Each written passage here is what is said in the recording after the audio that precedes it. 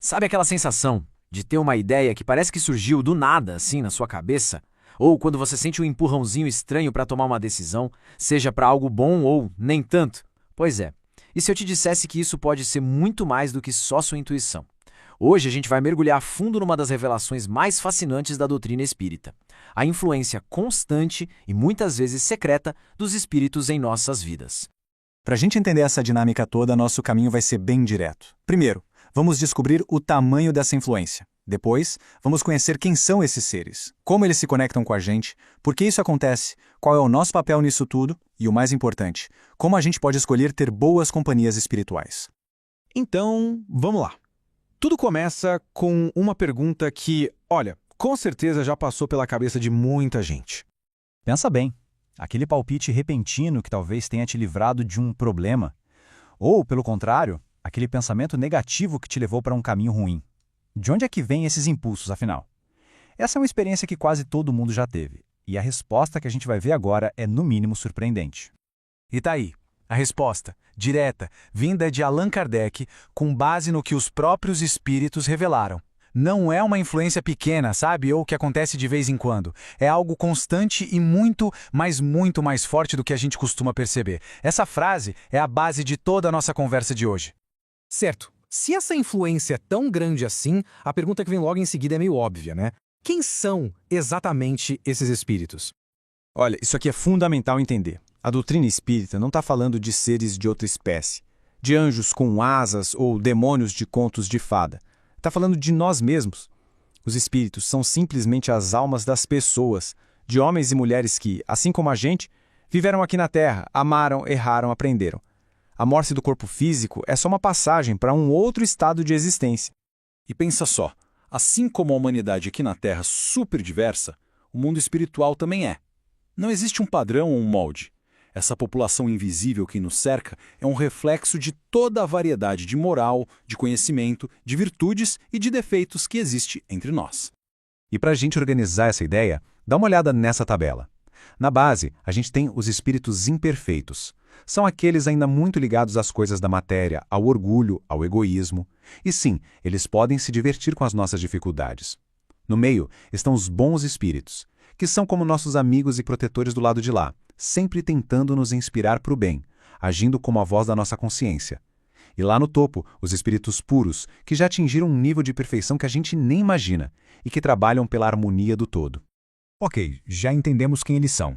Mas a grande pergunta é, como exatamente essa influência acontece? Qual é o mecanismo por trás disso? E aqui está o ponto-chave. A principal forma de comunicação é a mente. Imagina que funciona como uma sintonia de rádio, sabe? Os nossos pensamentos emitem uma vibração, e os espíritos que estão na mesma frequência que a gente conseguem captar essa vibração e, a partir daí, nos mandar sugestões de volta. É por isso que muitas vezes é tão difícil saber o que é um pensamento nosso e o que é uma ideia sugerida.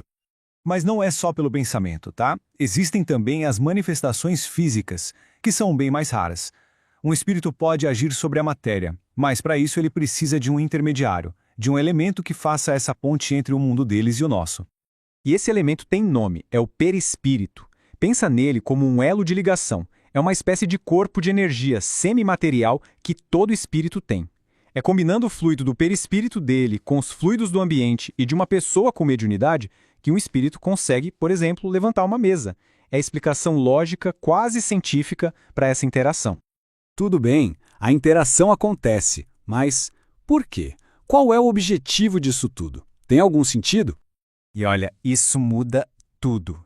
Essa influência espiritual não é uma coisa aleatória, nem um castigo. É uma ferramenta do universo para a nossa evolução. É como se a gente estivesse o tempo todo sendo testado e amparado, vivendo numa grande academia da alma, onde cada interação é uma chance de aprender alguma coisa. E esse aprendizado vem de duas formas principais. As provas são como desafios para fortalecer nossos músculos da alma, como a paciência, a coragem. Já as expiações são as consequências de erros que a gente cometeu no passado, nos dando a chance de consertar as coisas.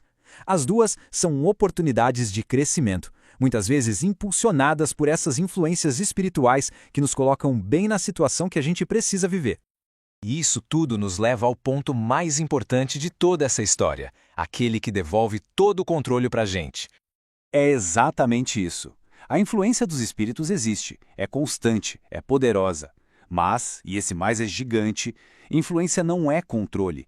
Nenhuma sugestão, por mais forte que seja, pode obrigar a gente a fazer alguma coisa contra a nossa vontade. O livre-arbítrio é o nosso superpoder. É ele que dá a palavra final para cada sugestão que a gente recebe. Um espírito imperfeito pode até sugerir um pensamento de raiva, mas somos nós que decidimos se vamos alimentar essa raiva ou não. As nossas más tendências, o nosso orgulho, o nosso egoísmo, eles funcionam como portas abertas, que convidam influências que vibram na mesma sintonia. Então, a pergunta de $1 milhão é: como é que a gente faz para fechar essas portas para as más influências e atrair as boas? A melhor defesa não é sair lutando contra as sombras, mas sim acender a nossa própria luz. Quando a gente eleva o nosso padrão de pensamentos e de sentimentos, a gente cria um campo de energia ao nosso redor que naturalmente repele as influências ruins e atrai as boas. E como a gente faz isso na prática? O caminho é bem concreto. Primeiro, a prece. Uma conversa sincera com o alto, que é um pedido de ajuda que sempre, sempre é ouvido. Segundo, a vigilância sobre o que a gente pensa e o estudo, para a gente aprender a identificar a qualidade de uma sugestão. E o mais importante de tudo, a prática do bem. Não existe defesa mais poderosa contra o mal do que o esforço sincero de praticar a caridade e o amor ao próximo. No fim das contas, a lei é muito simples. Sintonia. Se a gente cultiva pensamentos e atitudes de bondade, de paciência, de amor, vamos atrair para perto de nós companhias espirituais que pensam e sentem da mesma forma. A escolha de quem caminha com a gente, visível ou invisivelmente, é sempre nossa. E para a gente terminar, fica a reflexão. Depois de tudo isso, olhando para trás, para suas próprias decisões, para suas inspirações, até para suas tentações, será que dá para perceber alguns momentos em que talvez você não estivesse agindo totalmente por conta própria? A resposta pode dizer muito sobre quem você é e sobre esse universo invisível que nos cerca a todo instante.